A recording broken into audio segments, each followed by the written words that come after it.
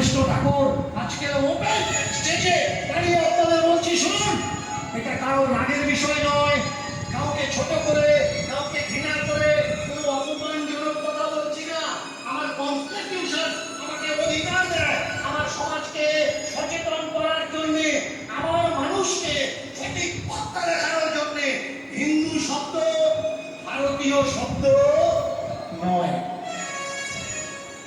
যারা লাফাচ্ছেন হিন্দু হিন্দু করে, যদি প্রমাণ দিতে পেরেছেন হিন্দু শব্দটা ভারতীয় শব্দ, ভারতের কোন বেদ পুরাণের শব্দ, কোন ঋষি মহান মানবরা আমাদের দিয়েছেন, আমি নীলকৃষ্ণ ঠাকুর কথা দিচ্ছি, যতদিন বাঁচব কীর্তন করবো না, লাইভে এসে হাত জোড় করে ক্ষমা চেয়ে নেবো।